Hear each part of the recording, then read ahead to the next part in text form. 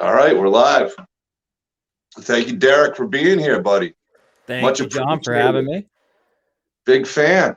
Big fan. It's an honor for you to sit up here with me and talk to Michael Leavy. I know you've talked to him before on your channel. Yes, sir. Yes, sir, I did. He's an awesome guy, so I am excited to be here and talk to him again. I'm very excited about his upcoming movie stream, In Demand on Indiegogo. Yep. It seems pretty cool. Stacked cast. Just added Tony Todd. Yep. Can't go wrong there. Candyman himself. Definitely.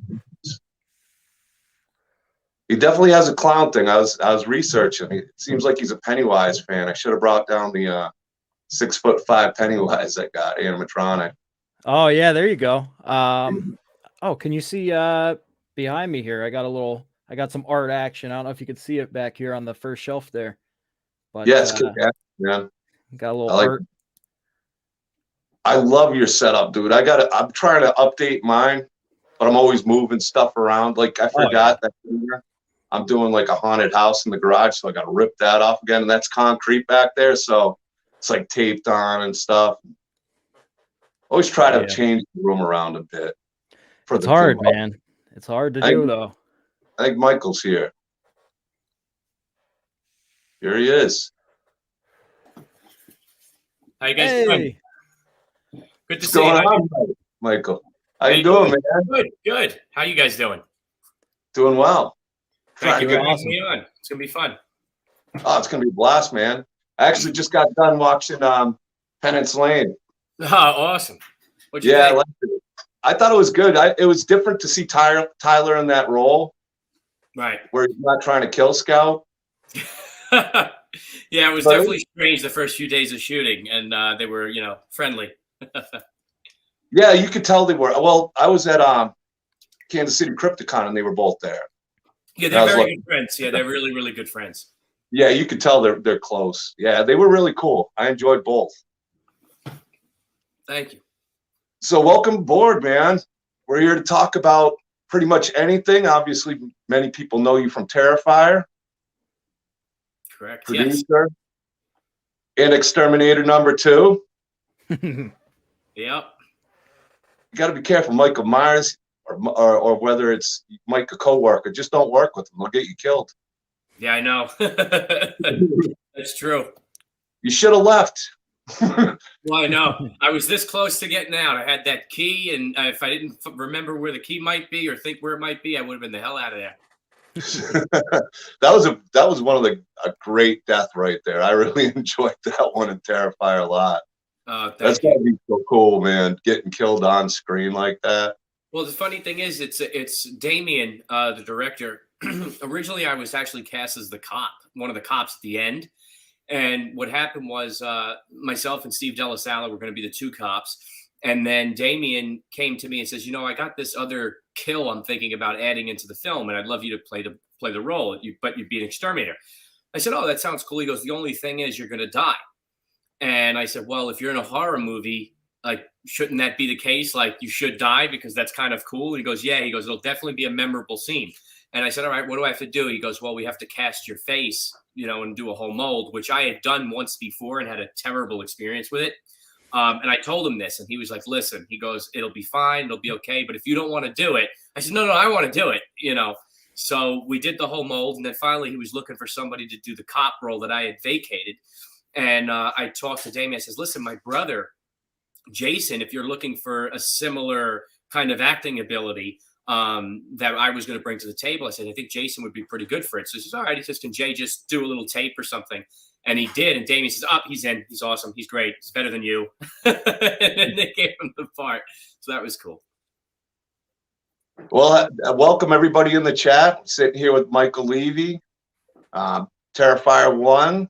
Upcoming Terrifier 2, he's a producer on that, and Indiegogo on demand stream. I am excited about that one. Talk about a stacked cast.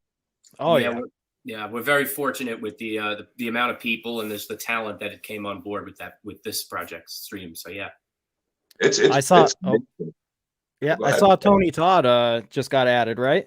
Yep. We just added Tony Todd, and he's amazing. He's incredible, and just bringing that level of caliber. I mean, just adding that to already Jeffrey Combs and Danielle Harris and Tim Reed and Dee Wallace, and many others, Felissa Rose, Mark Holton, just attaching Tony just to that already amazing group of people just really just continues with just the super high power of just genre greats we have. And Tony just brings it. He is such a talented actor. Awesome.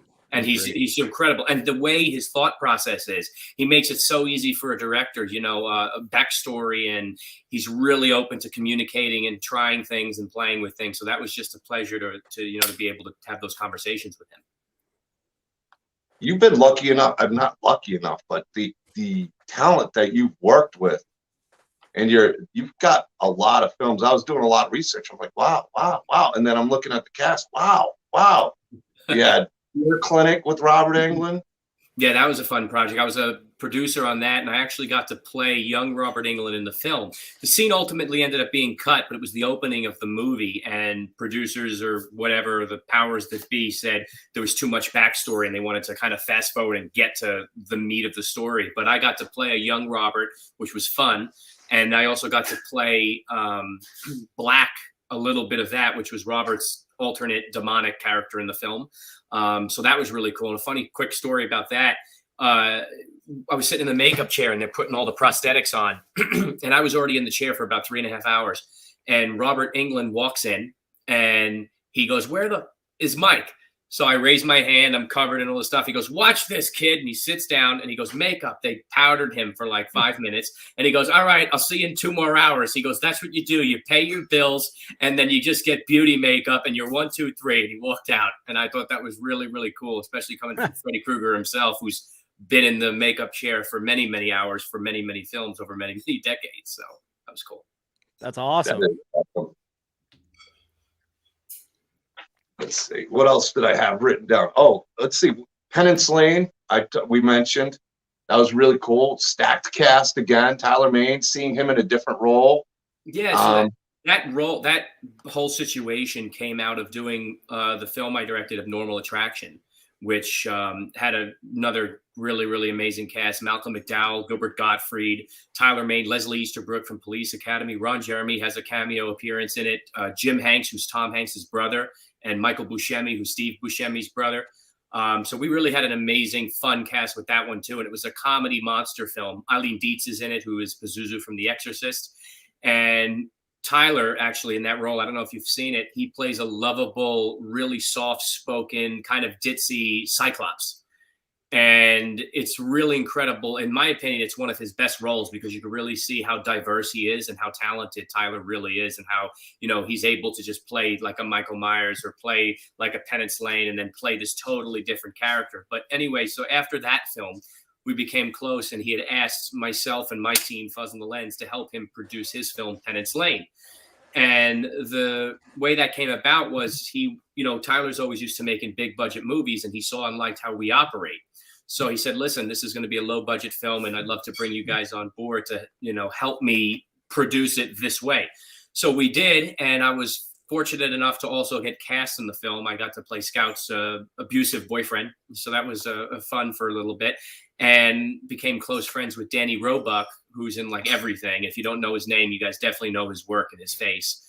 And working with Danny, got to do more projects with him from there. And then obviously got to work with him on stream as well. So everything kind of is like a stepping stone, right? And they all kind of snowball into each other, which is really, really fun and exciting too. I'm usually all horror, but there was a guy in that cast, Penance Lane, I really liked a lot. John Schneider. John Schneider was awesome.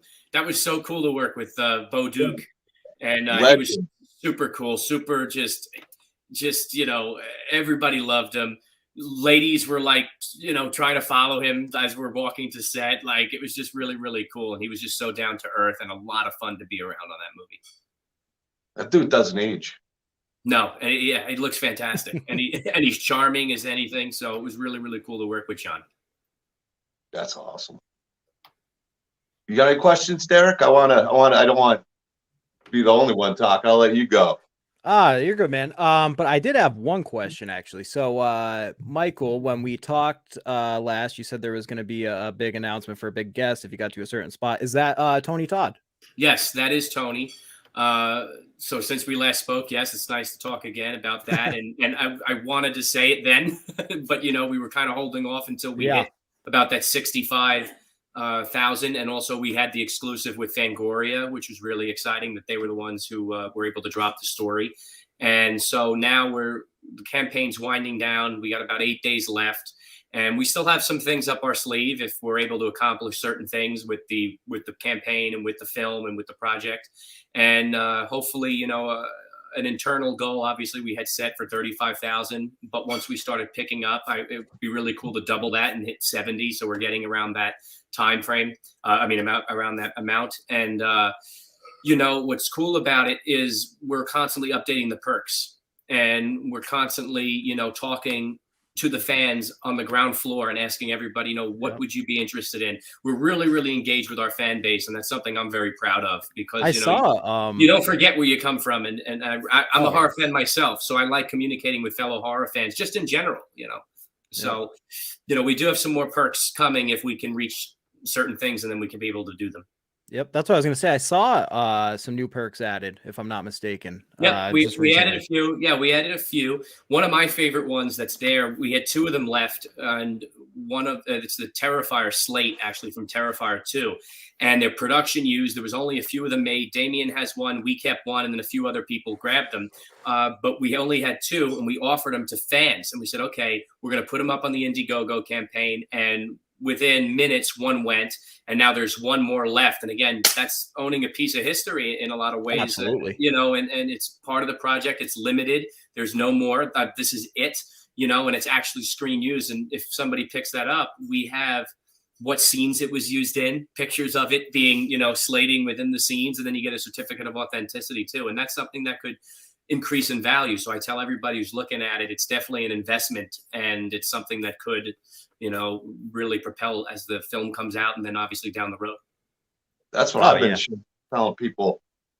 For all you collectors, this is something to get on board with. It's a stacked cast. The perks are incredible. I mean, they really have some great perks. We really were working hard to, and again, we've spoken, and I'm constantly trying to see what people want, and then I talk to my partners about it and see if we can offer it, and we're trying to offer it too at an affordable price.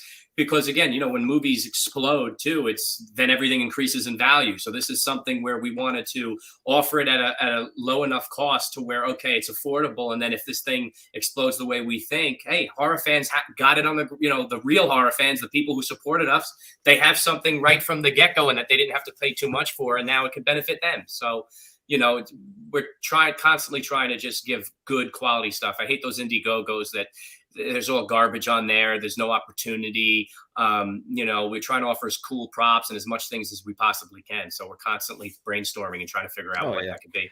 And I gotta say, as like a fan, of horror movies and stuff like that, obviously, it's a lot of fun to be involved in something like that as a fan. So, it's kind of cool to be involved with the making or the production or whatever of that film. So that's actually really cool. And to get a cool perk out of it is just icing on the cake, in my opinion. Yeah, I mean, what's good is when you make a movie, it's there forever. Yeah. So your name is attached to it, whether it's special thanks or whether it's a producer or whether we offered something for advertising your business.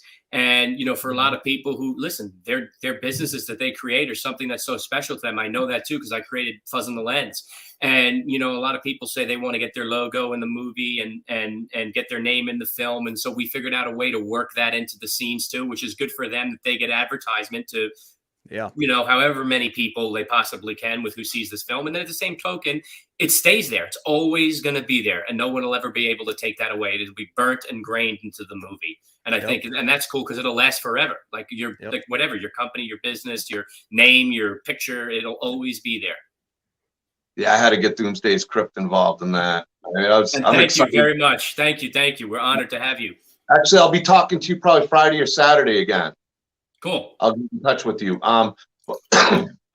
Excuse me. But the perks you have are amazing. And like Derek was saying, as a fan, and you've been really reaching out to everybody. You reached out to me. I know you reached out to Derek, and it shows that you appreciate the horror community and you want to give opportunities to guys like Derek and myself a chance to to do something to help the film and help with the voice and help your hard work. You've been, because I follow you on Facebook, you're doing live streams, you're reaching out, you're hyping this, and you're working.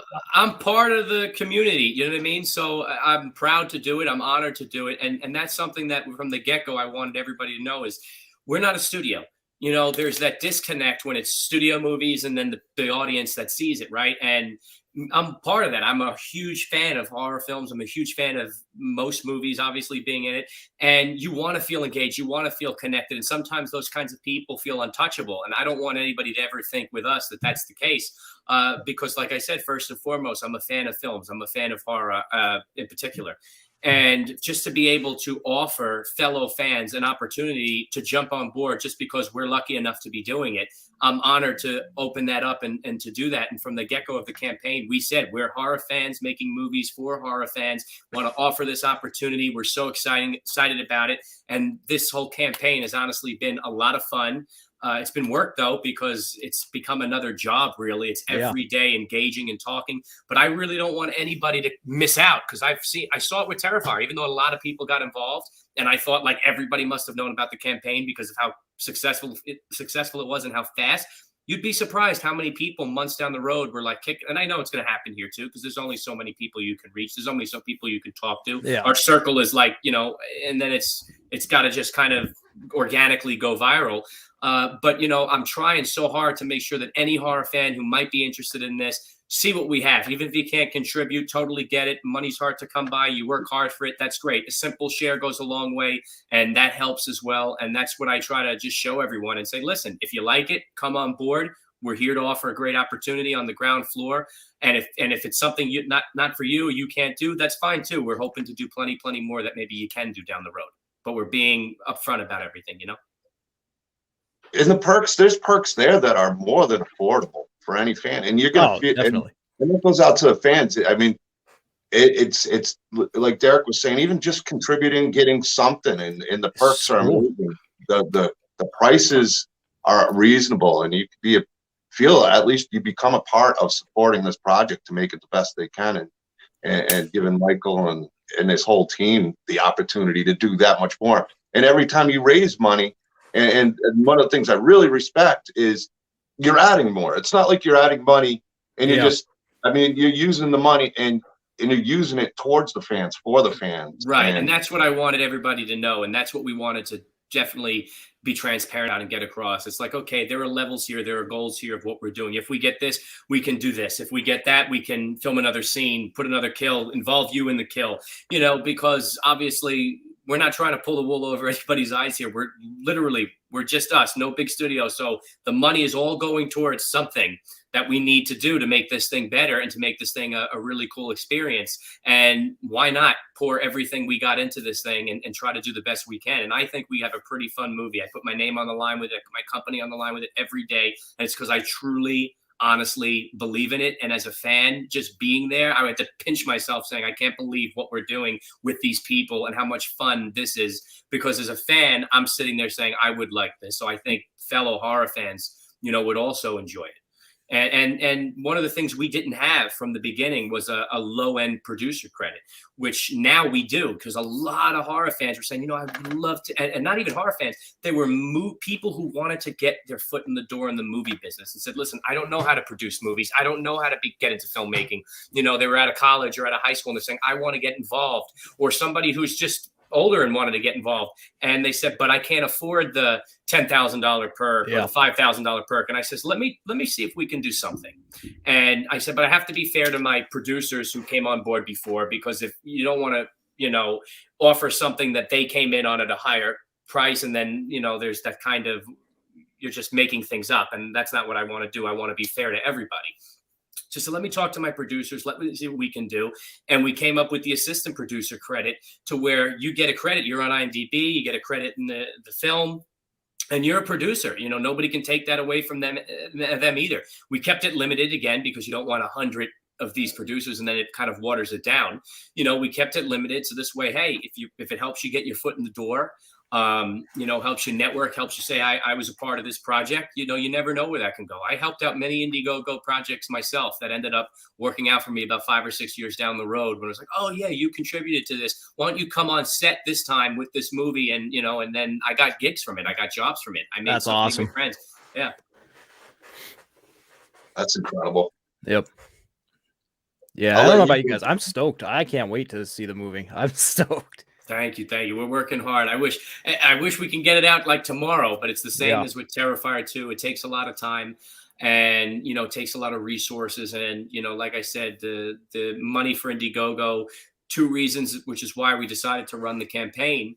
Which was, the first one was when we budget the film originally, when we budgeted the movie, this was pre-COVID. And we were doing Terrifier 2, and we were going to go into production right after.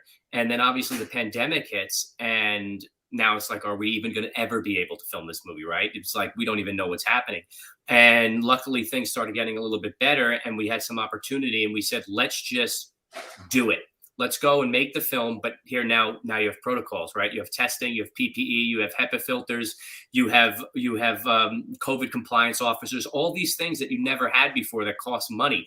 That took a huge chunk out of the budget. It was a major, major hit, especially that we had to go union with SAG because of all the actors that had signed on board.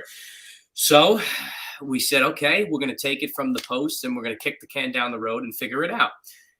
The other thing is, obviously then we started brainstorming, and we said, yeah, we need the money, but we could figure that out. And why not offer an opportunity to let horror fans have a chance to jump on something we truly believe in? And this could be a perfect match. We need to raise some extra funds. This is a great opportunity for people to come on board that love this just as much as we do. Give them that opportunity, give them that space to jump on board, and get people that are just as passionate as we are and get them involved. And let's do this together. That's what I love about it. It's the horror community with this is doing this together, and we're making noise. There's big studio movies and people that I have that I know in the business that have been watching the Indiegogo, and they're impressed, and they're talking about it between Terrifier and Stream, and they're like, you guys are doing some stuff. And I said, listen, it's just being honest. It's being passionate. It's being open. It's hard, and it's working hard, and it's getting the grassroots. It is. You gotta get out there and push it. And I gotta say, I respect the hustle, man. I've been watching you, like I've been seeing it pop up, Instagram, Facebook, you name it. But I think you go live every day, if I'm not mistaken, talking. Yeah, I have. I took a little bit of a break for like 4 days. I figured maybe people were tired of hearing of me, and then everybody was messaging me, where are you? And they were all updates. They were all saying, we like talking, we like chatting. And the other day I went on for like an hour, which I couldn't even believe the time, and we were just talking about different horror movies. Like, we started about the campaign, started going off about horror movies, started talking about other stuff, and then we kind of circled back to the campaign, and then we went off talking about my brother who making fun of me with like shaving my mustache, and we talked about other things. It was cool. I really, really am getting a enjoyment out of talking with the fans and talking with the supporters. And it's really cool for like the fans, people like us to be able to have, it's kind of like John was saying, have conversations with people who are doing cool projects like these movies and things like that. So it's really awesome all around for us to interact, and I think it's really cool that you interact with the fans and the supporters, and I just think it's great. So I can't wait. Thank you. We definitely try, and I try so hard to make sure that I reach out to everybody if they're reaching out to me or talking to them. And sometimes I might miss people. I don't even realize it, but I'm trying very, very hard to keep as engaged as I can, because I just love doing it. And B, I respect so much the people who, take the time to support us and contribute to us. Like, how could I not, want to be able to talk to those people? They're putting their faith in us, their hard-earned work money, and we're totally and honestly appreciative of it. Even if it's $5, it all means the world to us. Yeah, I mean, that's the thing to note as well. Just that, a lot of people, people watching and things like that. I don't know if you guys realize this, but a lot of people wouldn't necessarily take all of those steps. They wouldn't interact quite as much as Mike is, and keep you updated and everything. So I think that's really cool. So I do appreciate that. Thank you. And I know, because I've messaged Mike. Once he sees it, he gets back to you. Real accessible. That's really cool as a fan. Yeah. Especially us knowing how busy you are to get the responses.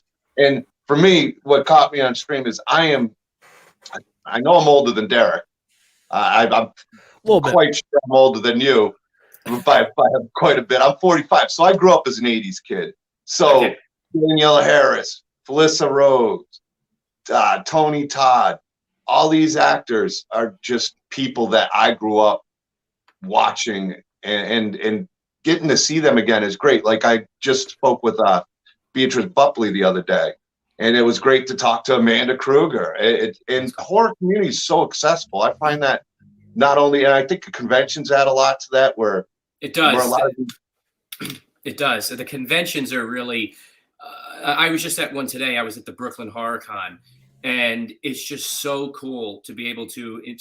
And I started out going before I was anything in this business at all. Before Terrifier, I was going as a fan, and I was talking with Robert Englund. I was talking with Kane Hodder, or Bill Moseley, whoever was there, and they were all just so approachable. They were all just so passionate and just so happy to be able to talk with their fans. And that was something that I really was touched by. And that's something that I always said, if I ever get to that position, I want to be that way too.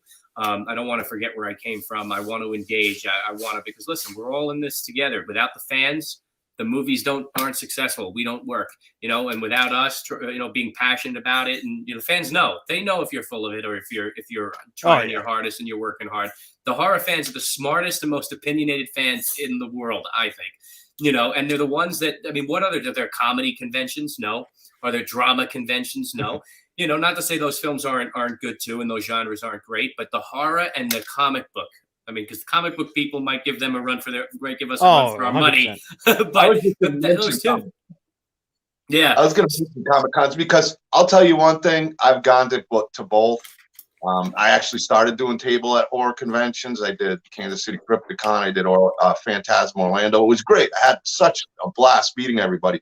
But I've gone to the Comic Cons before in the area, and I'm telling you, I've no knock on the Comic Cons too much, but it doesn't even hold a candle as far as the celebrities as being cool. Like every horror convention I've been to, the celebrities, the people have all been fun, cool. Like you just hang out and you have a good time. You go to Comic Con.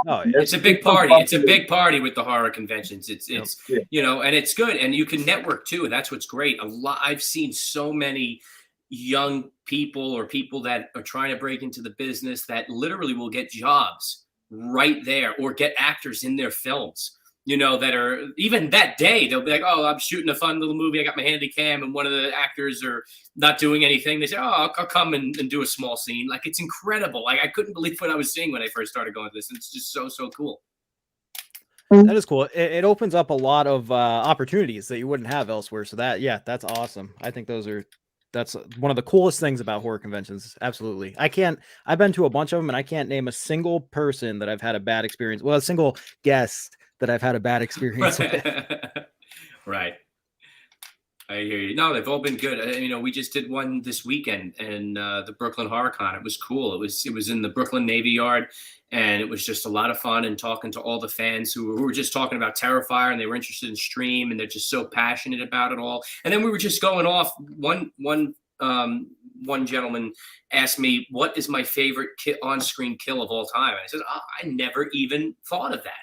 Like, there's so many different unique ones. And then we started just riffing on this kill and that kill, and why it's cool, and the gore and no gore. And, so it was it's just really, really cool to engage. And then, we have one coming up this weekend, Halloween weekend, Chiller, which is, I remember going to those, and now we're invited to it, and that's going to be really, really fun. I'm so looking forward to that. That's good. And it's the whole Terrifier cast is going. It's like a reunion, and we've done some together. Like, I've done ones with Damien and Dave and Jason and Steve, or I've done some with the girls, but we've never done one this big all together. And there are first time appearances from people that are in the cast that are going to be here. So that's going to be really, really cool.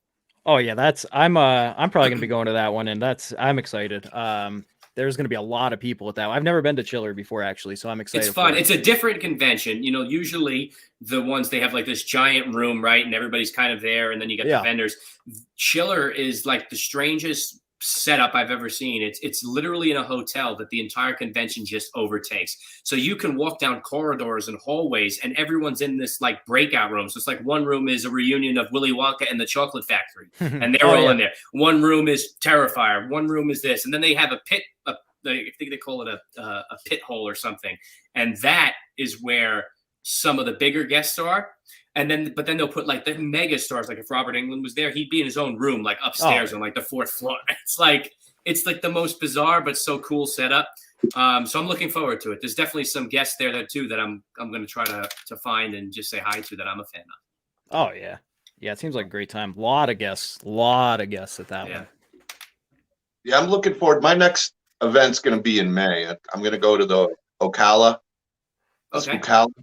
And I know Felicia is going to be there, so I was looking forward to getting a table being there. And I got family there, so I love the Florida conventions or Kansas City area, but I got to get to some of the Northeast Coast ones too. Yeah, there's some good ones. The Florida, the Damien, Dave, and the girls are at a Spooky Empire in Orlando right now. And I actually got off the phone with Damien a few hours ago, and we were talking about how's your con? And he said their convention was one of the one he just did, the Spooky Empire. He said it was one of the best ones he's ever been to. He said it was so much fun. There were so many people there. And then they went to Universal Studios Horror Night. And, at night they went and did all the rides or whatever. So I said, hey, how can you beat that? You can't go wrong in Orlando. You can't go wrong. Yeah, you can't go wrong. It's so much fun. I hadn't been there in a while. My parents are out there, and my sister and my niece. So it was cool to go have a little family reunion. And then my mom caught the bug, and my parents, they're getting older. I took them to the convention. Actually, I had 2 tables because I was late, and my mom's out there on her scooter. She was having a blast. It was so good to see them. They had so much fun. Even my dad, he's usually pretty straightforward. You see him smiling, having a good time. It was a lot of fun. Awesome. I love conventions. I really do. And I definitely got at a convention soon. Yeah, they're fun. I mean, I'm just glad they're back. For the longest time, it was like, is this ever going to happen again? And it's nice that they're back. I mean, it's not the same yet, but at least it's happening. They still got your masks, and you still kind of have that in the back of your head. Like, you can't be totally just free, as free as you want.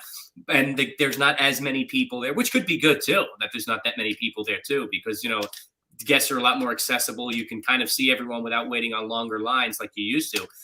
But it's just encouraging to see that it's happening again, and we're getting out there and things are getting better. So, dude, I gotta say, when the conventions, like I had tickets for Monster Mania, I had tickets for New Jersey Horror Con, all these different conventions. We talked about that before New Jersey Horror Con got rescheduled like 4 times. I know, and we were looking forward to that one. Yeah, dude. And then it got pushed and it got pushed, and I said, this ain't ever happening. Yep. And then finally we got to go, but I gotta tell, I mean, I think it was Monster Mania. I had for Jersey, I had all my stuff packed. I was ready to go, and I think the day before, I had the days off work, everything. I think the day before they canceled the event, and I didn't know how much that these conventions actually mattered to me until they went away. And it's kind of, I feel like that's something we learned a lot about in 2020. But yeah, it was real strange. So them opening back up, it's just like, I don't know, it feels great. Yeah, the first one I did back was a Monster Mania outside event in Philly, and they had it was like a pop-up thing. Tom Atkins was there, and it was all outside, but it was packed. And we had like tents and stuff, but me and Damien went, and we were just so happy to just be like, it was the first time doing a con again, and we were just so happy to be doing it. And the weather was great. And we were outside, we were hanging out. It was different. The only thing that we had to deal with that kind of sucked was it was very windy, which was good for the heat, but it was very bad for your pictures and your autographs and your stuff, because they were blowing all over the place. And I remember running down, like every Art the Clown's blowing down the street, having to go chase it, run it back. So then we put rocks on the pictures and weights and stuff, and that helped. So that was interesting. Yeah, the outside ones don't interest me as much, just because there's so much weather, and if you're walking through as a fan or even as a vendor, you got so much. They can become uncomfortable. Yeah, they could be uncomfortable. Yeah. I couldn't do it. I was going to do something in Texas, but it was an outside one. I was like, I don't want to do that. And it was only like a 1-day thing. It would have been cool, but outside, if it winds up being a crappy weather day, you kind of shit out of luck. You really are. I thought this Brooklyn one for some reason was outside. I was convinced it was outside. So I was, and it's getting cold here in New York. So I had a sweater, a sweatshirt. I get in the car and we're driving over there, and they look at me and say, "Why are you dressed like that?" I said, "It's outside." They're like, "No, it's not." I said, I thought this whole time this was outside. but it was actually the weirdest but coolest kind of. I've never seen this before. So it was in the Brooklyn Navy Yard, which is overlooking Steiner Studios. And you go into the place, you have like all these passes that they got to open the gates and let you in. And then you go in, it's like you got to get in an elevator that's like the Men in Black elevator. It's all like chrome and it's got 2 door openings kind of. And they bring you up to the 15th floor and then the things open and it's this totally bare, exposed, huge just space with concrete pillars and pipes running. It's like a horror movie. But then once you get in, they had this whole space with the vendors and the guests and stuff. And then the windows that were surrounding were this panoramic view of just Manhattan that you can see outside of the skyline. And then they had 2 decks where you can go out and just kind of enjoy the fresh air. And the weather was great. Yesterday was really, really good. And then today it was cloudy, but held up, but it was nice. So it was different. I've never been to a con on the 15th floor. So. That's great. Is that their first one, or is this a con that's been going on? I can't remember. I have no idea. Yeah, I thought it was their first one, but it didn't seem like it was their first one.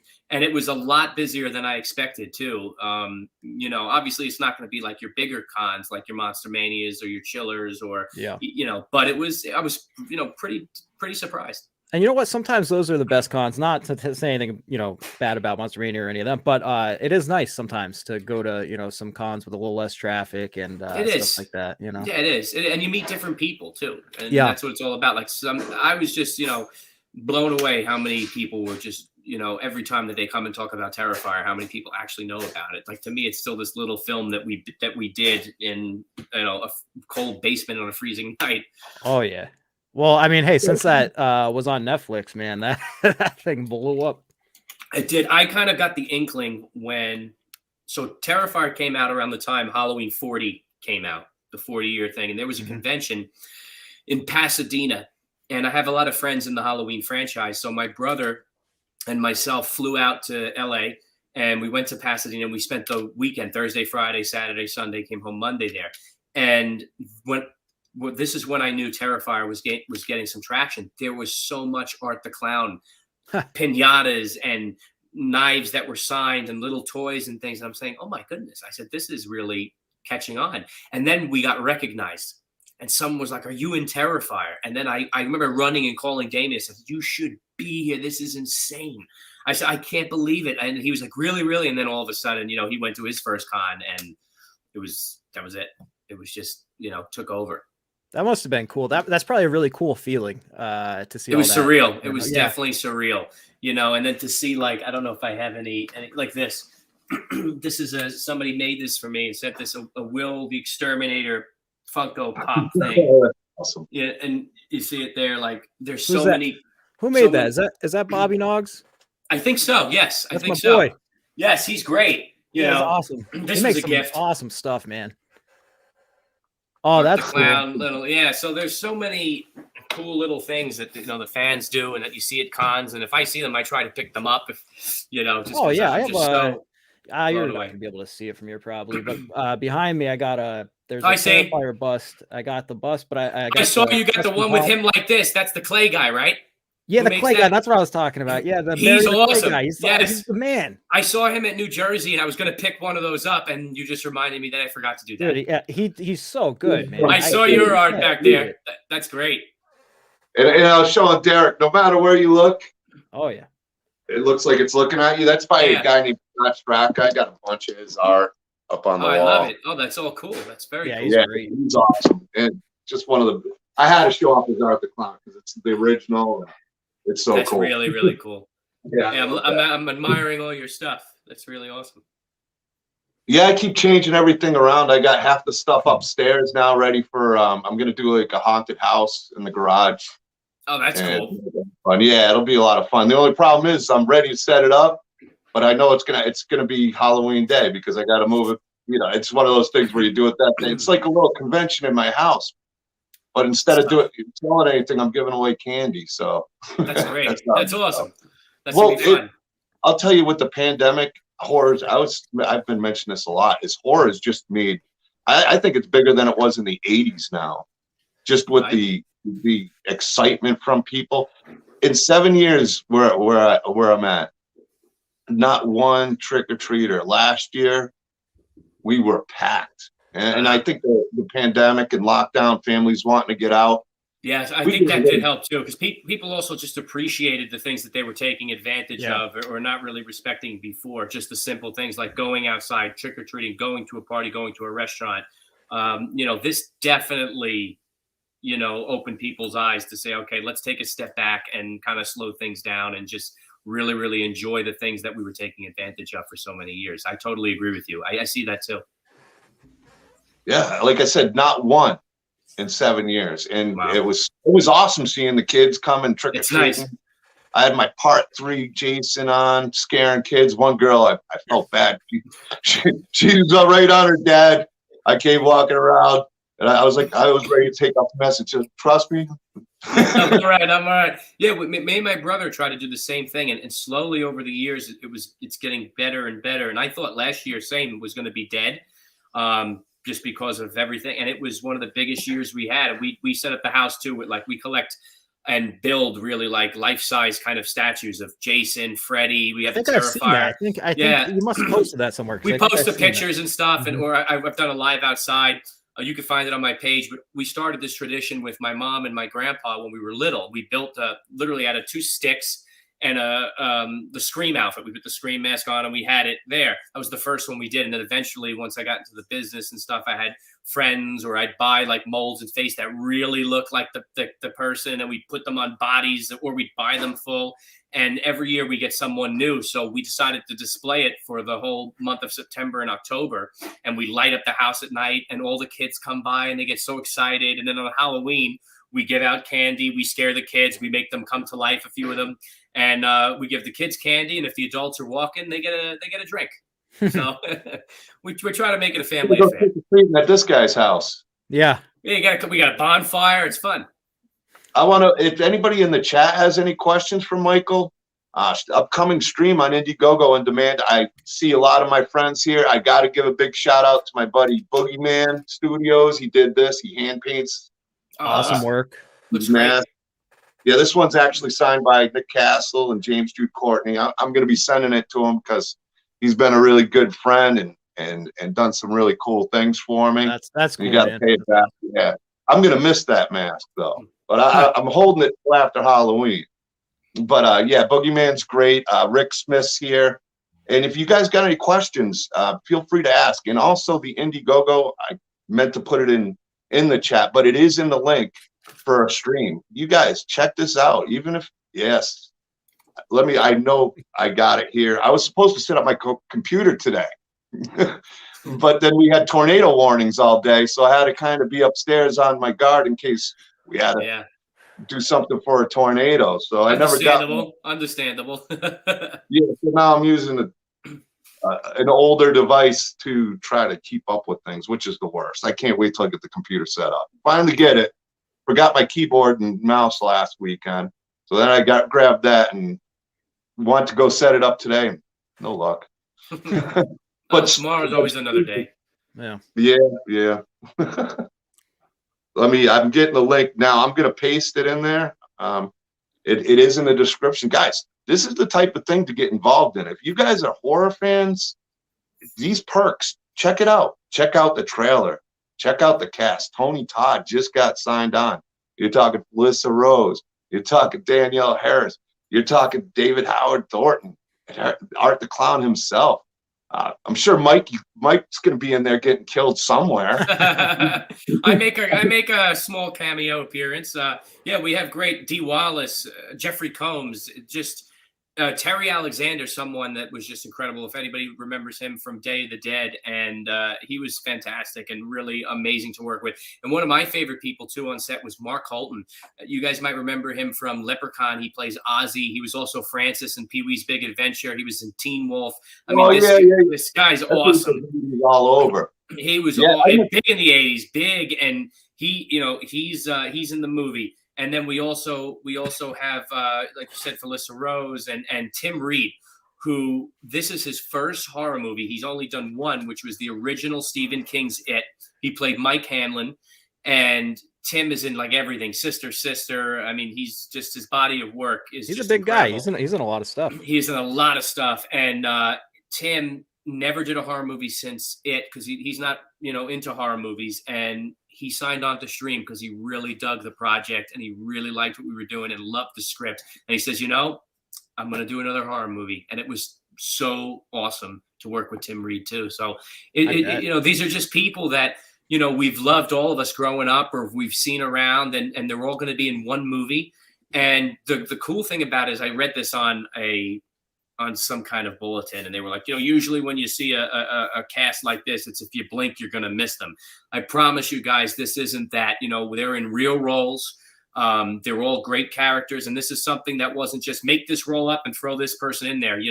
We kept to the script. The first and foremost thing for me, that's when you make a quality movie, is you have a good script. That's why all these people came on board. Yeah, we could have had any other actor or actress play it, and it would have been the same script, I think, which I think it still would have been successful. But just adding in that really great talent, from that we know, and adding in just the horror greats and the horror genre people, just brings it to that next level of just excitement for fans, So that's what we wanted to do, because again, we're fans too, so we wanted to see them. You could see it. I mean, the excitement in your face when you're talking about this movie, and not just on this stream, but when you're talking about stream and your live Facebooks. I mean, you can see the excitement. It's a work what you do, but I can tell you're having a lot of fun with what you're doing. Yeah, I wouldn't be doing it if I wasn't having fun. So I gotta be having fun. You talking, and you could just see in your eyes, you guys, it's gonna be good. Let us give you the best that we can. Thank you. We're honored to have you guys. We're honored to have everyone who's contributed and everyone who supported us and come on the project, because it's really helping us just keep delivering the goods. And like I said, who knows how it's going to end up panning out, in the sense of when the campaign ends, what number we end up. But right now we're sitting at 67,000 or something. And I told fans, I said, listen, if we can hit 100, it's going to be tough. But if we could get to 100, we will be able to do a kill scene that we had to take out of the film, an entirely kill scene that isn't there. That was so freaking cool. That just cost a ton of money to do. And we're going to get another horror icon that's not listed, that's not in the film. Someone that I wanted to get, but we couldn't afford. And we're going to also, listen, we're not just going to do that, but because you guys helped us, we're going to offer and open it up to be able to include someone from Indiegogo, or a few people from Indiegogo, to be included in that scene and maybe even get killed too. So guys, let's help him hit 100K. That's why I brought Derek on. I know he's a big Terrifier fan too. I'm a big fan of Derek's channel too. Derek's great, yeah. We're going to keep the hype train going for you. Help out with all the work you're doing to help share this out and keep it going, get it everywhere for you. Anybody who hasn't seen you yet is going to see you. We're going to make sure that people know about this. Get on board with this, guys. This is cool. Watch the trailer on Indiegogo. Even if you donate a few bucks, everything adds up. It does. It really does. You can tell with Michael, the man is excited about this, and he's worked with a lot of talented people, and you got a pretty long list of things you've been involved in. And to see how excited you are for this one, I got a feeling this could be the best one yet. I think so, and that's always how you got to be. You got to keep getting better and better. And just over the last 2 years, I got to work on 2 incredible movies. One of being Terrifier 2. I was the assistant director on, a producer on. Sadly, couldn't be in the movie because something happened to my head. But what we did with that film was just so eye-opening that when it came time to do stream my film, I said, we got to push it. I see what Damien's doing. I see what we're working on this film. We got to make this thing the best it possibly can be. We got to deliver for the fans, because there's 2 things. One is you got to keep getting better. 2 is there's an expectation that comes. And 3, we don't want to let anyone down. We now have fans that are looking forward to a certain type of quality, a certain type of brand. And it's up to us to deliver on those promises, because that's what this is. You know what I mean? Like, think about when you go see Halloween Kills. A lot of people didn't like it. I liked it, but for different reasons. And some people didn't. People feel left down. They start being all pissed off about it. We're working hard. And there's going to be people that are going to be let down. But you know what? That's what's great about the business too, and great about the genre. They let you know. And you know what? That helps us too. With Terrifier, we heard loud and clear the people that loved it, what they loved. And we heard what the people that didn't like it, what they didn't like. And I think with Terrifier 2, the people who didn't like the first one, I think are going to really respect and like the second one. And I think the people who love the first one is going to just love the second one even more. I mean, this is a bigger movie. It's insane the stuff we did. And then we took that same momentum, that same crew, that same mentality, and said, let's do it with stream, but let's offer the horror fans like us an opportunity to jump on board, do this with us, and make some noise in this business, make some noise in this genre, and give an opportunity to get in on the ground floor. I mean, I say this in my lives too. I said, I wish I had an opportunity to jump on board. I wasn't around, but a movie like Halloween, when it first was being conceptualized, John Carpenter, you kind of running around and just getting it done, and how that thing exploded. So I tell people, I say, yeah, I'm not going to be the kind of person be silly to say, yeah, this is Halloween, because listen, that to me, that's untouchable. But this is something that we have the same amount of passion. We have the same amount of work ethic. We really believe in it. And we say, listen, this is something that you could get in on the ground floor before it explodes and be a part of something really, really cool that listen, I'm fully invested in and fully excited about. And that's what these tell, man. Yeah. Yeah, you could tell when Mike's talking about it. You could tell how invested he actually is in this, like you were saying, John. So yeah, I'm excited.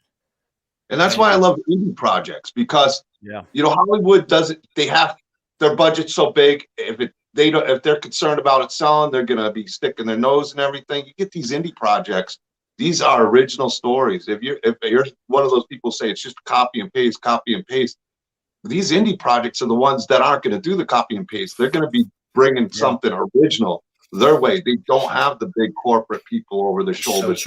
So true. And you don't have the money to just throw at it. You don't have the money to just throw at it. Like, you have to be creative, because that's the only way you can get it done. With the big movies, it's just, throw the money at it, do this, fix it that way. That's why I think the indie films, and this dates back to the old ones too. That's why these great filmmakers came out of it, and that's why, because you see the love in the project, you see the care. I always call the big studio movies conveyor belt films, because it's just like move through the thing, move through the motions. It's just money. Just let's get it out there. There's no heart to it. There's no heartbeat. There's no passion. The difference is indie films. You have something to prove. So you know what I mean. So it makes you work harder. You do. You really, really do. And working on Terrifier and working on Terrifier 2 and Stream and everything else that we've done, it's always, you got to get better. You got to keep improving. You got to keep trying to reinvent the wheel as best you can and deliver the goods, because that's what everyone's expecting now. And that's what we want to, that's what we expect of ourselves too. Rick, all right. I'm going to read a couple of comments. Boogeyman, my buddy Anthony, loves Art the Clown. He's not impressed by much, and I can attest to that. They'll let you know. Thank you. Appreciate it. Me and him will have to do some sort of Terrifier project, have him paint something, get some big display set up for the next table I do at an event, because that's just how we do it when we go to an event. I love it. He loves the classic gritty. I'll put it up there so you can read it too, if you have any comments to say. And he's a big fan of horror, and for him to say he's a fan of this, and he wasn't a fan of Halloween Kills. I was, but he wasn't. So you got his stamp of approval. And then, guys, the Indiegogo link's in the chat too, so make sure to check that out. Stream. What are you planning on the release date? Let these guys know if you can get the campaign off. Hopefully, bang out 100,000 plus for you. Get the community, the horror community, supporting this. What are you looking at for a release?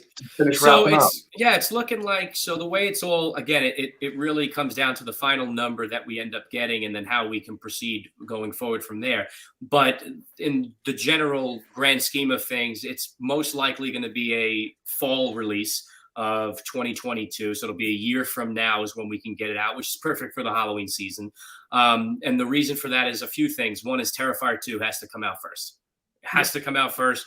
That we shot that movie first. We put so much into that. It's so close. We're at that stage now where the sales agents and the distributors are starting to get involved, right? And try to see who we're going to go with. And then they ultimately decide when and where the movie is released. So that's currently what's going on, as well as the movie's over 2 hours. I don't know if everybody knows this, but it's a long movie. It's like 2 hours and 20 minutes. And it's a ride. I mean, it's 2 hours and 20 minutes of just going boom, boom, boom, boom. So Damien's trying to trim out a little bit more fat just to get a little tighter. And they're finishing up the color correction stuff. So it's all, those are the last 3 phases of when you're doing film. It's that, you know, color correction, just a little trim, and then obviously the sales agents and the distribution, negotiation, business part of it. So once Terrifier 2 comes out, there'll be more on obviously stream, but we're looking to shoot early in the new year the other scenes that we're talking about now in the campaign that are going to be including some of the Indiegogo people and contributors and everyone who's come on board, you know, and the reason for that is we want to give enough time to A, get the scenes ready, to B, have, you know, let everyone kind of formulate travel plans. We don't want to just jump this on someone and then they can't make it, because that's totally not fair and that's not right. So we want to give enough time for that. And then the holidays are going to come into play. No one's going to want to travel during that. They got their families, they got their gifts, they got things they have to do, whether it's trips or, you know, just planning on that. The industry kind of shuts down there. So we want to make sure that we'll be prepping during the holiday season. And then once that's over and everyone's kind of ready to get back out, boom, we're going to be able to shoot those last few scenes. But in the meantime, the movie's being edited every day. I go on those lives, I come back, I'm back at the computer, editing the film, you know, looking at things, getting the thing tight, putting together what we already have. And we have 90% of the film done in the can. I mean, you're seeing new content every day. We're making sure we show as much as we can. We got everybody that's involved doing little videos, and we have behind the scenes, and we're showing a lot, but we're also not showing a lot. There's so much more I wish we could show that we don't want to do any spoilers, but just to show everyone the kind of caliber and the kind of production value we do have with a low budget film. We're throwing everything. There's not just the scares are there. The gore is there. Obviously, Damien Leone, the director of Terrifier, and he did all the practical effects for Terrifier. He did everything for this film. The kills are creative because the story allows for it to be creative, which is really, really key. It's not just crazy kills for no reason. The story aids to why they are. And, you know, Damien's doing them. And then also we have a ton of action in this film. We have a ton of really, really cool action, which is hard for independent films, low budget films to pull off. And we said, you know what, we want to do cool stuff. We want to push the envelope. So we really made it work. And we just keep trying to figure out, how can we make this cooler? How can we make this bigger? How can we make this better? So we got the Krypt factor, we got the scare factor, we got the story, we got the characters, we got the great acting. I mean, I really think we're firing on all cylinders. It's just because of the team that we have in place, some really talented people. And I'm so fortunate to be on the ride. All right, Rick's got a question. Did you go to Astronomicon in Michigan back in August? I wasn't at Astronomicon, but Damien and Dave, I believe, were at Astronomicon. And maybe the girls were there, or maybe one of them. I wasn't there. I wanted to go to that, but they were there, if I'm not mistaken, because I know Astronomicon, but I was not there this year. Okay. Aaron P. with can a true Halloween movie, etc., scary movie be released in January? Well, Terrifier 2 is supposed to be out in January. Right? Around then, January, February, in that range right now is what it's looking like. Yeah, I think so. The thing is this. I think a horror movie can come out whenever. It doesn't mean it's going to be less scary because it comes out in January versus coming out in I'm still going to watch October. it in January. And people are still going to see it.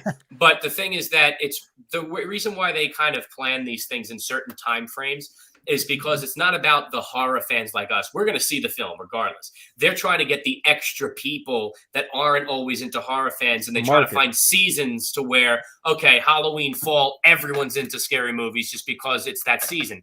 The second one is Valentine's Day. Because what is it? You go to a movies, you have a date. You know, the girl gets scared. You guys cuddle. You get close. You're watching it at home. It's just a whole thing. For years, they do studies on this. So that's like the next time that they would do them. And then the time after that, big movies come out around Memorial Day because everyone's exciting. It's summer, and then it's the end of the summer is big too because you're going into it's the last hurrah and you're entering the scary season. So they have like their reasons. I think that's a good question, Aaron, actually, because that was really cool. It just shows that there's a science behind all of that, and you don't really think about that as like a consumer going to the movies. But yeah, that's really cool. That was really cool information to actually get. So thank you. Yeah, they think it out. They try to, these distributors try to see how can they reach the masses. And again, it's not people like us because we're going to see the movie regardless. We love the genre. It's the people that don't always love horror films and only like it during certain times. So it's like, okay, let's try to tap into them so the movie can be seen by, you know, as many people as possible. Hey, I'll tell you, my channel gets more traffic in October than it does the rest of the year. So right, it's just fact. It's just because people are in the mood. More people are in the mood just for that. The keywords, the everything's just trending. They search them. Halloween, scary, ghosts. It's just, you know, something in the air. It's the dead leaves, I guess. Yeah. The ragweed. Yeah, I don't care. Horror 365 days a year for me. I'm right there with you. I'm right there with you. Yeah, I'm not gonna be like, I'm not watching Halloween until next year again. No, I'm gonna watch it. I'm gonna watch Terrifier again. I got my go-tos that I love to watch. Terrifier is one of them. All Hallows Eve, obviously, was another one that the introduction to Art the Clown for me. And yeah, I mean, there's so many great horror films out there that I can't watch them all in October. I gotta watch them all year round. I still gotta catch them. I'm watching them all the time. And then when October comes and I'm actually still watching them, I'm like, oh, I'm actually watching them at the right time now. But I never stopped. I'm still just, Now, here's a question. Oh, go ahead. All right. So it was really off topic, but I was just thinking about rewinding in the conversation about how in Terrifier, Mike loses his head over the whole thing. And, you know, you were saying you got the whole, I forget what they call it. What was it? Life cast or something like that? What do you call it? Head cast? Yeah. They do a life cast and then they turn that into a bust. Yeah. So that bust, what happened to that bust of your head? Where does that reside? So there were two created. Oh. And of course, it's because I went to the con. It's downstairs. But there were two created. One is actually at somebody who invested in the movie and became a producer, and he lives in Australia. He has the screen used one that has cool. the goatee and everything. It's all bloody. He has it in a display in Australia. So my head, I think he has Art the Clown gloves. He has a horn. He has the hat. He has a bunch of stuff. Got a lot of stuff, yeah. He did, and he got it before this thing exploded. He's got it all in his house. He's a smart guy. Actually, very smart. Hey guys, the same thing with Stream. Get in now. So I actually messaged him, and I told him, I said, listen, I said, if you ever want to get rid of it or sell it, talk to me first, you know, and let's see if we can work out a deal. If, you know, he said, okay, I don't think he's planning on ever selling it, but I have the second copy, the non-screen used, just in case we may use copy if the first one gets screwed up. But that's still pretty cool. The thing is, it's slightly painted. It has hair on the head, but it has no eyebrows. It has no facial hair. You know, it has none of that stuff, but it's still pretty cool. I take it to conventions to show people. I take it with me, so this way any Terrifier fans, they can look at it and see what the process was all about. Are you gonna take it to Chiller? Yeah, it'll be a Chiller. So you'll get to see it. That looks cool. That sounds cool, man. Yeah, that's the kind of stuff I think about. Yeah. And somebody actually asked me today how the process, like how that was able to actualize on screen. And I told him, I says, you know, it starts out with me, and you see this, and he has a real blade that you see. So you see the real knife. Then the knife turns into like a hard, realistic looking blade, but it's dull.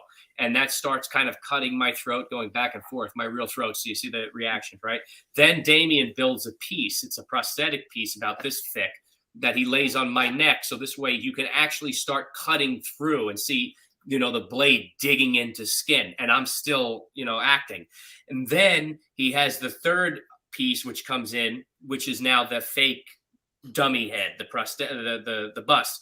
And that's where he really goes to town. And you see it go from the point that it left me going all the way back, and then finally snaps it off, and he's able to pull the head up and look at it.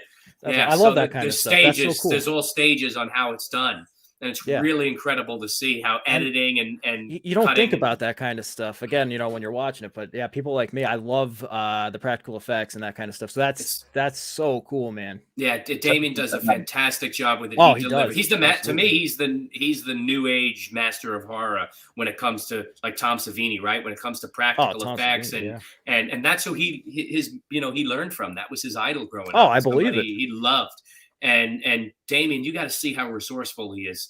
You know, I come up when we were on stream, I came up with something on the spot that Damien totally was like, wait, what? You didn't tell me about this? I don't know. I think it'll be cool. Can we do it? Damien says, yeah, of course we can freaking do it. We're going to figure it out. And he's pulling out like cutting water bottles and I don't know. It's like the craziest things I see him make. And then it looks fantastic. And I'm like, how the hell did you do that? I know, man. Some people can just. Oh, this is going to be a good one when you see it and it's magic, huh? It's gold. Oh, absolutely. Terrifier had some of the best practical effects I've seen in a long time. A long time. It's some of the best right there. Your head was so spot on. It was because a lot of them, even back in the day, they just didn't look right. I mean, it looked spot on. Wait till you see Terrifier 2. When you see Terrifier 2 and then eventually stream, we got to come back on and do this so I can talk more about really what we were able to do. But this stuff is insane. Like, it's just absolutely mind-blowing. And I'm just so honored that I'm a part of it in any which way, because where Damien is with the practical stuff is really pushing the boundaries, and it looks so good. It really, and they're so creative and they're so cool. And I mean, I just smile thinking about it. You guys are going to love it. I'm telling you, it's so cool. I'm so pumped. I know. I'm pumped. I am. Terrifier I really am. I can't wait. 1 year later, stream. I mean, that's pretty good. It's a good lineup right there. Yeah. Because I'm stoked. You know what, man? I've said it before. I'll say it again. There's a lot of cool scenes in Terrifier, a lot of cool practical effects, but that cutting his head off, man, that's a cool scene. I mean, that's a good one. I feel like people don't respect that scene enough. You know what I mean? Like, I agree. I know, and that's because it's what I'm talking about. Yeah. But this scene, to me, is my favorite. That's my Thank favorite. you. You know what's funny? It's David Howard Thornton's favorite kill too. Yep. And a few people who've spoken about it have said it's probably the best decapitation they've ever seen on screen. I think it's great. And everybody but again, because of the Catherine and the saw scene, because that was just so unique and different and never been done before, and so visually aesthetic, that one obviously, and rightfully so, it's the number one kill in the film and the only one anyone ever talks about. But I think my decapitation scene could give it a run for its money down the road when everyone kind of really assesses it, So I think Damien did a fantastic job. And I'm just honored to have been a part of it. Amazing kills in Terrifier. Amazing kills. They really were. And I'm not a big CGI fan. It can be blended okay, but I know that you can't just do CGI. It dates itself. You can see it, and it totally takes you out of the movie. Like I remember watching the new It, and there was so much CGI in that. I just pulled out. I said, I don't know, And I thought the story was good. I thought the production value was great. I thought the kids were great. The kids that were all in that. But again, it's just, there's something about practical Tim Curry versus half CGI Skarsgård that it kind of pulls you out of the movie. And it's just not as good for whatever reason. I don't know. I'm with you. A lot of people agree on that. Yeah. I loved the original It. I watched it as a kid when it came out, the miniseries, and it was a great event. At the end, because of the budget, I know, and the spider. It got but I don't think the new one did it any better, and they had really tons of money. I think anything, they did it worse. Yeah, what's funny is I just produced the documentary. It actually just premiered in some festival in Spain, and it's going to be available. I think it's doing the UK this week, and then it's going to be available for DVDs and Blu-rays and stuff. I was involved in the documentary about the original Stephen King's It miniseries, and we interviewed every cast member that was still around or alive at the time. And we got some great behind the scenes stories. We got some great props. We have some awesome stories. And I was a part of interviewing. We did John Thomas, who plays Richard Thomas or John Boy. That's what I meant. John Boy. Richard Thomas, who plays John Boy in the Waltons, but he also plays Bill and the original Stephen King's It. And then we got Richard Mauser, who played the one who got his head in the fridge. And then you had and then Tim Reed, which is how we became friends, who's obviously Mike Hanlon. And the other one, Richard, was he's going to be a chiller. He played Stan. That was his character. So we got to do a few of those interviews, which was so cool. And Richard Thomas had some amazing stories just about working on that movie. And I can't wait for people to see that documentary. It's so insightful. I think it's already online because I was gonna bring down my animatronic Pennywise because I saw from your stuff that there was a lot of Pennywise in it, and I had a feeling, what was it, Georgie? Yeah, Georgie, Yeah, the short Georgie. Yeah, that Yeah. one's out. That we helped produce that. A friend of mine, John Cocampiano, he was the director, producer on that, and that was done with the original actor who played Georgie in that miniseries as a spiritual adult, as a what if, and it was like this weird, cool, bizarre, but it was connected to the Stephen King's It, the original, but not. So that was a really fun project to be a part of, and different. Halloween 60 was pretty hilarious. I watched that before I came down. Oh my god, that is so funny. Thank you. Yeah, we're working on potentially doing Halloween Pills, which is Halloween 61 or whatever you want to call it. Shot for shot, again, same thing, spoof of the Kills trailer. We'll see if we can get it done, but we're I'd trying to love work a on it. full-length video, a full-length movie of that. Like That would be fun. It'd be so funny. It'd go down as like Naked Gun type of funny in my. I mean, that trailer was hilarious. Michael Myers. I don't know. It was just and funny. that face is actually, so everyone that knows Halloween knows that Michael Myers is William Shatner, Captain Kirk mask, right? That's cut out the eyes, spray painted white, and the hair is dyed. So the Halloween 60 mask is actually pulled from a life cast or mold of William Shatner's current face now. So that's where that came from. And then we receded the hairline, obviously, and then the old jokes and the running jokes of the franchise kind of just fall into place. Sounds like you could waste it more. I heard back in the day, and he wasn't really a big fan of them when he found out, because he didn't know it was his Shatner mask. Right. And then I heard he didn't like to talk about it or anything. It's cool to see that he embraces it. I hear he's like, now he's cool about it. He signs masks now. People have brought him Halloween masks and he signs them. I mean, that's really cool. They should have put him in the special thanks as a special thanks to William Shatner. Yeah, he's a legend. For sure. Everywhere and anywhere. Star Trek, Twilight Zone, TJ Hooker. It's incredible resume. He does. He really does. And I got one of my guys I take care of is a huge Trek fan. So we were unfortunately not able to meet him when we went to Comic-Con a few years ago. His line was too long. But we met the Fonz. Oh, that's cool. That's cool. I love Henry Winkler. He is so cool. I'd love to work with him one day. He's awesome. He seems awesome. Yeah, he's so down to earth. There's only one person cooler than the Fonz, and that's Henry Winkler. That dude is the guy who played him. Cool. I mean, I was an 80s kid. I grew up with the Fonz. I wouldn't take off my Fonzie t-shirt and meet him and be like, man, what a good dude. And he's in his 70s, and the dude's up on his feet all day. Treat each person and he had a line. Each person that came up to him like they were friends, and they hung out for years. I love to hear that. See, that's great. That's what this is all about, and that's awesome to hear that he's still like that to this day. And I've heard only amazing stories about Henry Winkler, and I hope to one day. He hasn't been in a convention I've been at yet, but if he is, you'll be sure I'm leaving the Terrifier table, going to hang out with the Fonz. It's cool. New special guest. It's a Halloween. He is. Except in 4 and 5. Yeah, that was like Shatner on a stroke or something. I don't know. Very weird. They put his sideburn back on, but not very well. Yeah. Yeah, but I mean, there's only a few Michael Myers masks I really like. H60 is now up there with one of my favorite looks. Oh, thank you. We try to bring it to conventions with us too, so people can see it, and everybody loves it. They immediately go to it, and then a lot of people have seen that. That thing went viral. I remember when I went to the Halloween 40, which is when we first did it.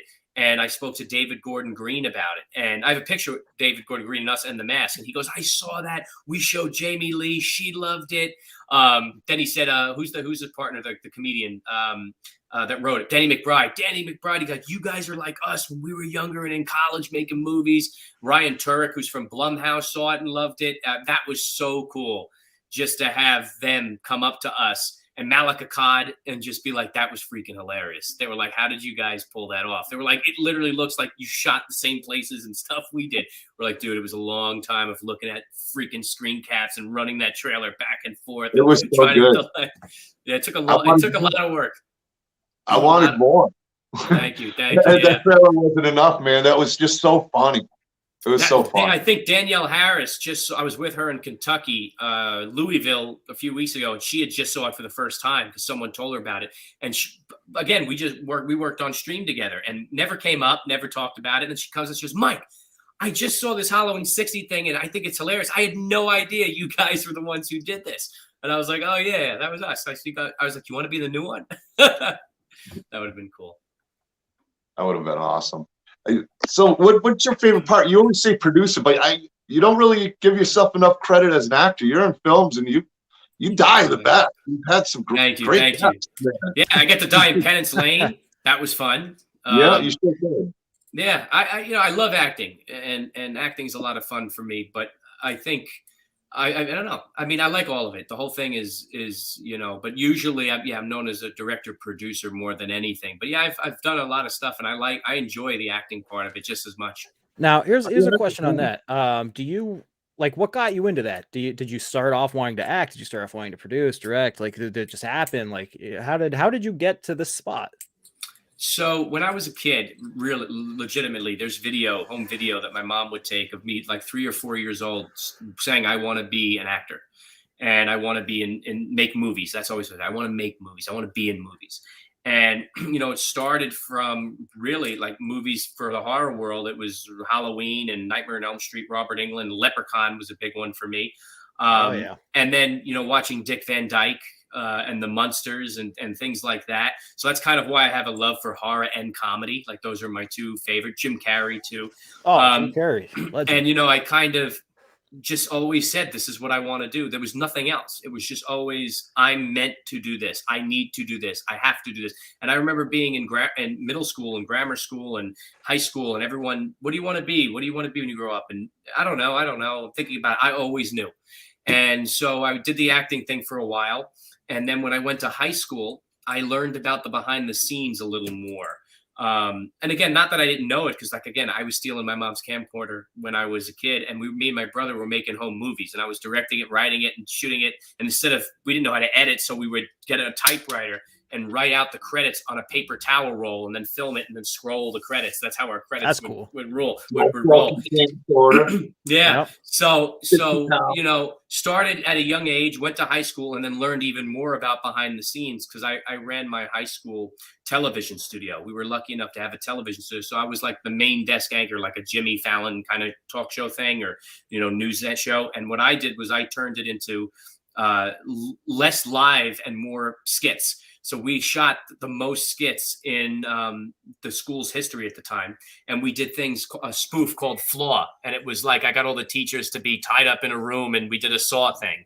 We did a Home Alone thing. Like I was making James Bond and we were making our own movies. And then I went to college and studied, filmmaking and, kind of said, I'm doing it now. And we formed a company, started doing short films and started entering festivals and started doing that route. But then I kind of fell back into acting too. And it was always like, other people asked me to do their stuff. And then I started putting myself small in my own stuff and then did auditions and things. So it kind of simultaneously grew together. Now, would you say there's one thing over another thing that maybe could have launched this, that would have put you where you're at now? Any particular film, any particular work that might have skyrocketed this a little bit more, if that makes sense? I don't know if that's the right word. For me personally, you're talking? Yeah, is there anything you've done particularly that like really lit that fire? Like you're like, all right, this is it. This is what's going to launch me. I don't know if it was any particular. It was just always there. There was always a fire, and it wasn't any particular. It was not any particular project because I loved doing them all. It was always what's next, what's next, what's next. What are we working on? What are we doing? Yeah. There was no light bulb moment where it was just like this is it, because it was always it. Yeah. I don't know. It's hard to. It's hard to articulate. It's got to blow your mind still, because I've seen you've been on the go. Have you slowed down at all since you started? Really? Everything's always moving forward, and if you're not moving, that's where you could kind of start slipping. But we're constantly working, constantly always trying to get better, constantly just trying to pump out as much as we can. And it gets hard because the thing is, there's so much we want to do. There's only so much time in the day. And then, of course, there's like 10 things come up and you have to say no to them, or you can't do them right away because, you know, when it rains, it pours. And then when it's dead, it's dead. There's like nothing, right? But luckily for us, you know, even during the pandemic, a lot of people were like, I mean, I did it too. Kind of took a step back. You have a glass of wine, hanging out with my wife. And, you know, I had just gotten married the 2019. So we were enjoying being together and that was all fun. But then eventually you start scratching yourself and you're like, I got to get back to work. I got to do something. And that's where, you know, we revamped our website. We started our Patreon page. You know, we started putting together stream. We were still working on Terrifier stuff. So we really used the pandemic to our advantage to make sure that we were in a good position this year and going forward. Yeah, you definitely planned ahead and planned well. Because like I said, I was looking at all your stuff and you said slow down. I haven't even seen it. And that's got to be such an honor because the people you've worked with, does it still blow your mind that every day. Yeah, every day. You know, one of the coolest things Malcolm McDowell said to me after I worked with him, he says, you know, you're a director who knows what he wants. And he goes, and you weren't afraid to tell me, even though you're a young man. He goes, and I like that. I respect that. He goes, you're going to be one of the greats. And I said, I was totally like, what? Like, that was one of the coolest things that to this day that, you know, I've ever heard. And that was, you know, I was 25 when, you know, I worked with him. And for him to say that to me was just really, really incredible and blew my mind to this day. And again, like you said, when I'm working with, you know, Jeffrey Combs walks on, there's that moment where like, oh my God, like, and then eventually, you know, that kind of passes because you got a job to do and, you know, they're just like anyone else and you get to work and you make it happen. And, you know, I have a job to do too, that they were expecting, you know, you can't be fanboying all the time. But at the beginning, it's definitely surreal and I definitely appreciate it. And I'm just so honored and humbled also to just be doing this. It's gotta be an amazing ride. And the fact you said, and you are a fan, just like me, just like Derek. I'm just like a lot of the people in the chat tonight. We're just big fans. So I try to put myself in your shoes. Like even for me, just doing tables and James Dude Courtney's at my table, coming to check and talk to me. And that's like, wow, that's cool as hell. That's cool as hell. And I can. No, you could. I was just saying. I was going to answer Aaron. I see you posted. You could. Our YouTube channel's Fuzz on the Lens.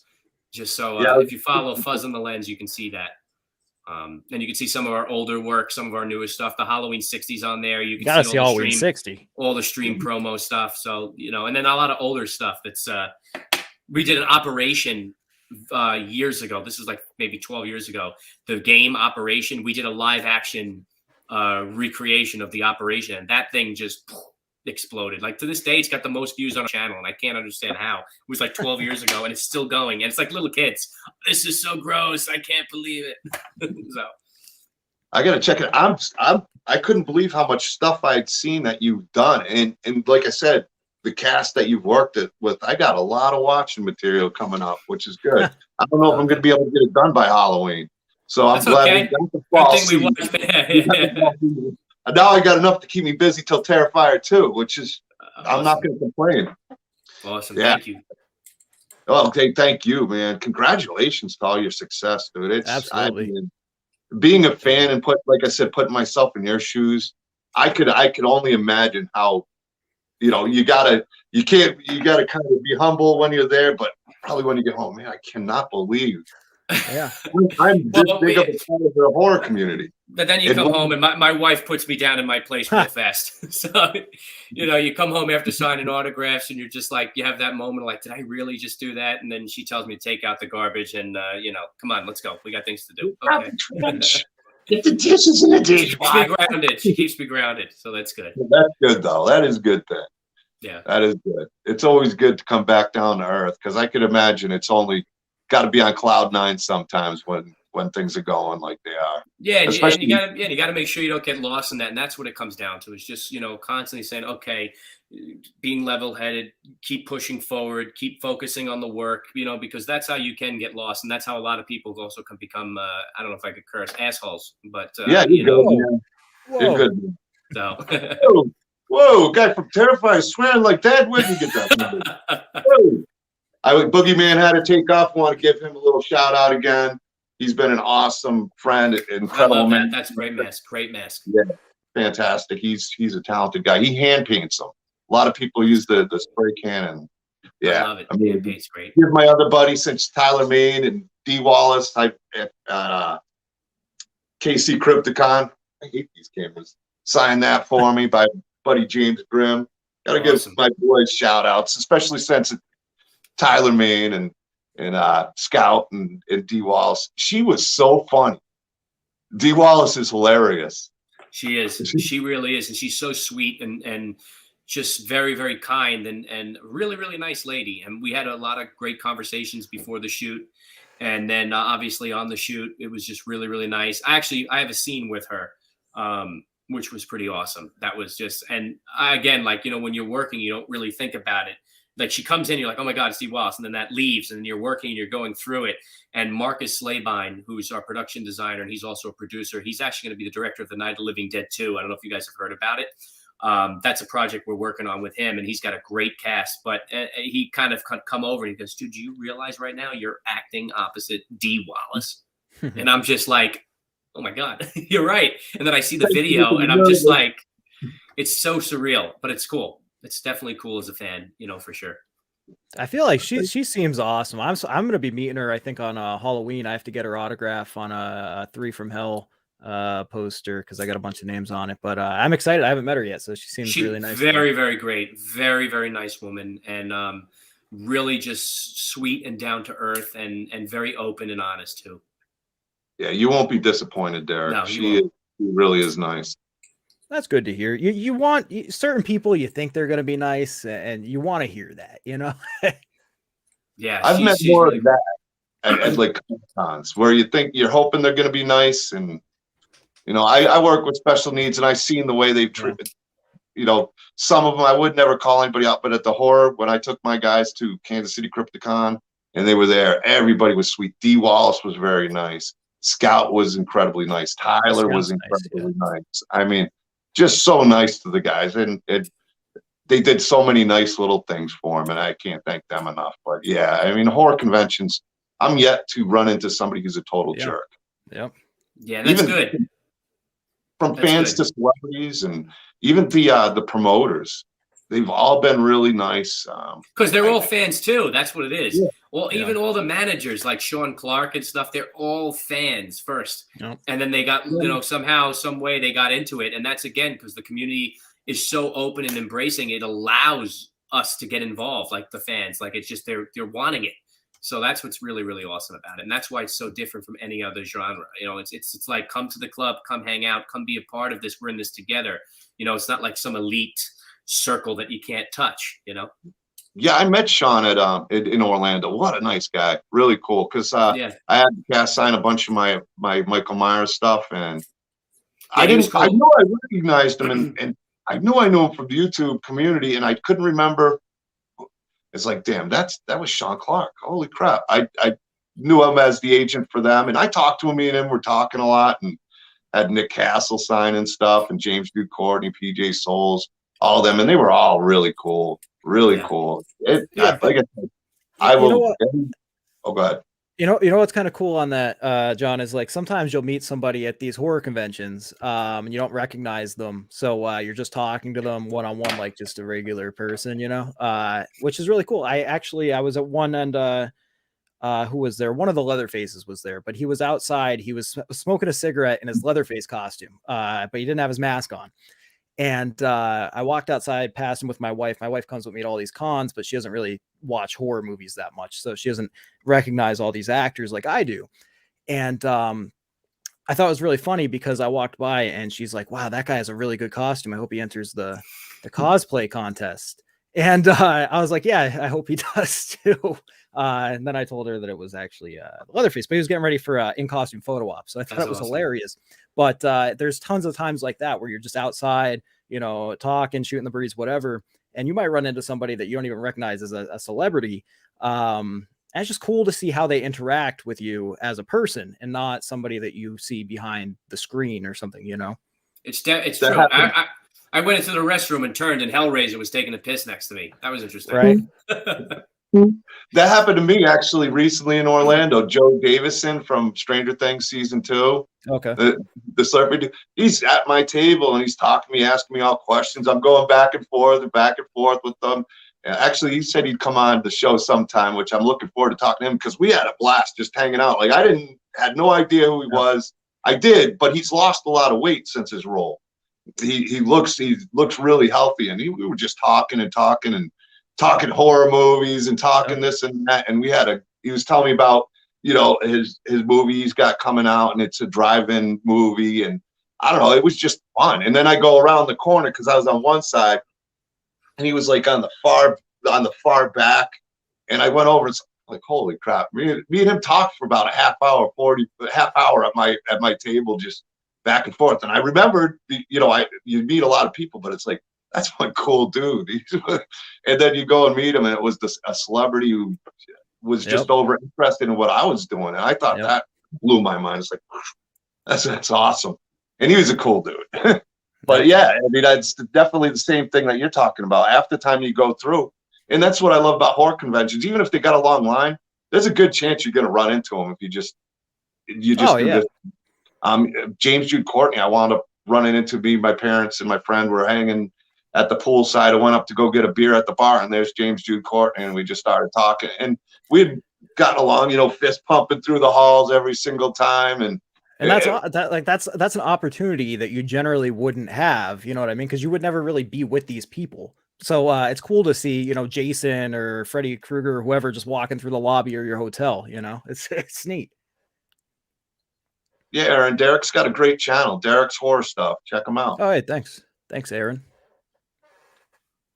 But I know you're a super busy guy, Mike. I appreciate you taking the time. We definitely got to have you come on once we could talk even more some of that inside stream stuff.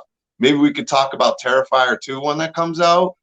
That'd be great. Fun. I'd be honored to have it. I had a lot of fun. Thank you so much. And listen, again, it's just great connecting with good people and people who are just as passionate about this as I am. And it's just an honor. It really is. Thank you.